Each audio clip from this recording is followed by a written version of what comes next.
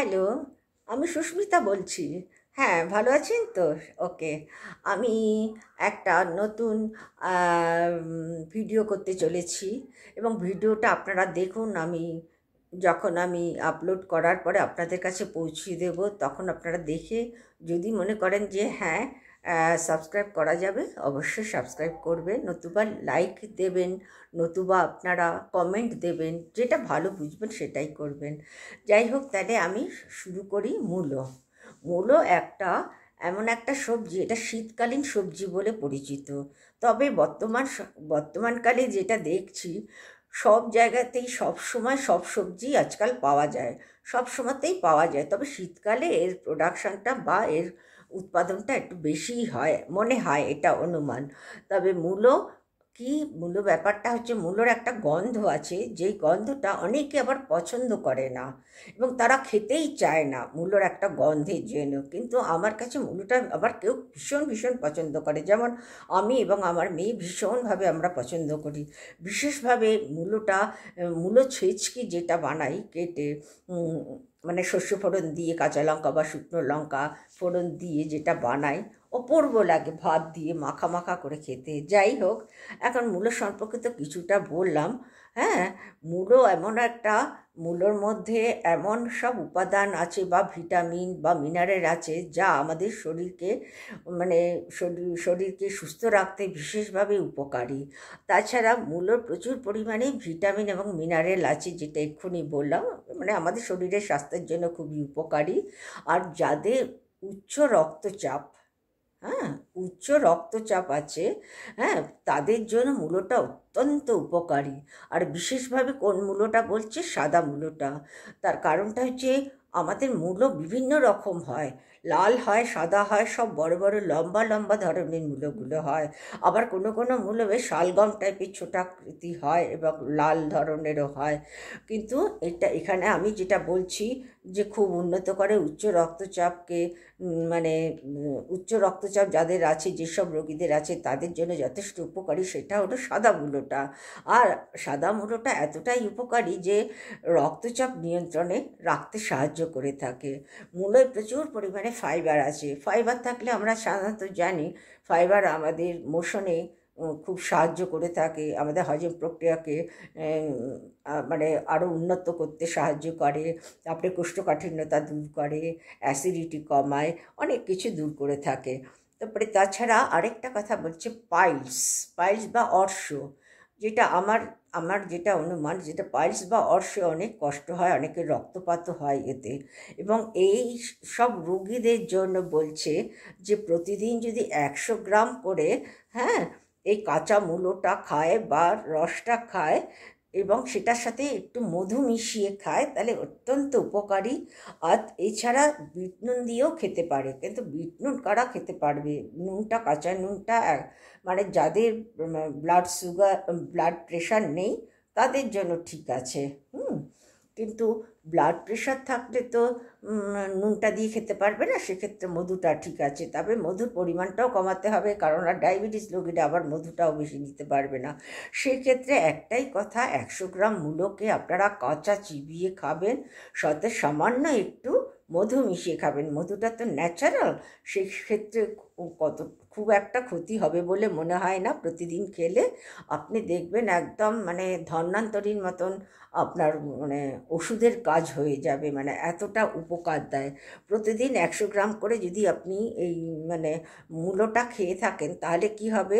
রক্তে যে শর্করার মাত্রাটা রয়েছে সেটা নিয়ন্ত্রণে থাকবে।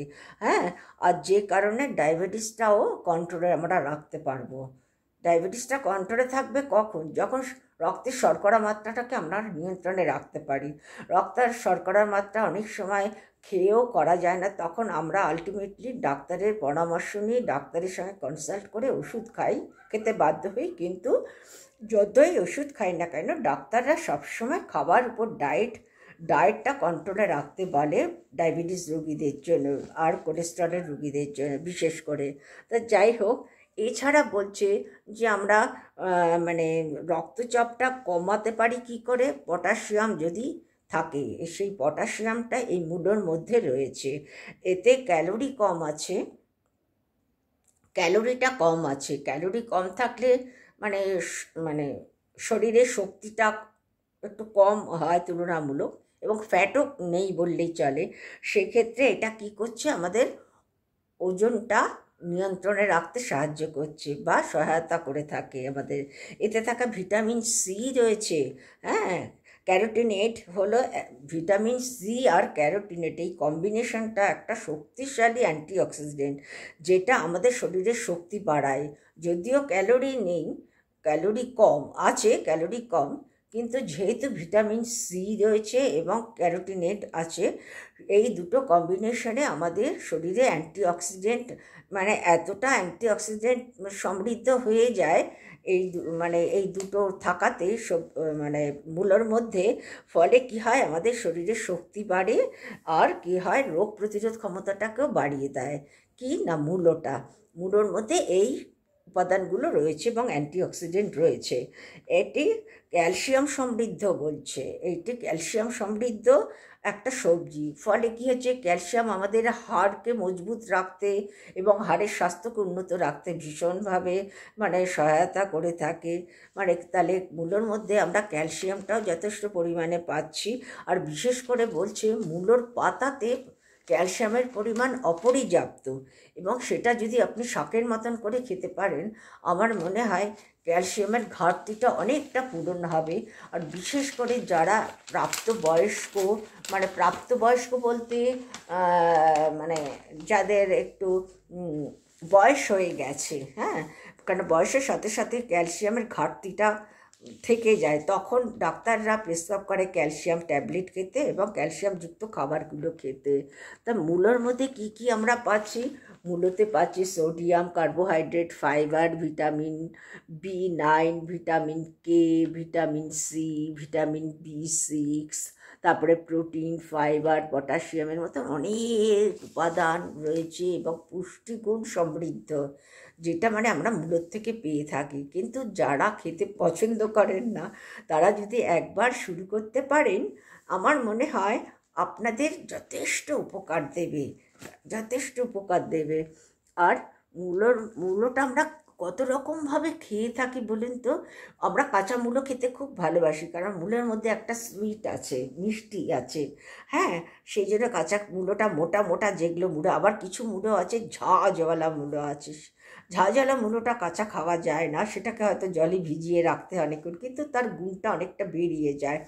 কিন্তু এই যে মোটা মোটা আমাদের পশ্চিমবাংলাতে যে মোটা লম্বা লাল রঙের যে মূলোগুলো হয়, অপূর্ব খেতে হয়, এবং সেগুলোকে এত সুন্দরভাবে লম্বা লম্বা করে কেটে স্প্রিংয়ের মতন করে তৈরি করে, তারপরে ওইটাকে আপনার চালের গুঁড়ো দিয়ে মেখে ভাজা হয়, ডিপ অয়েলে ভাজা হয়, সেই বলার বলার বাইরে তার স্বাদটা।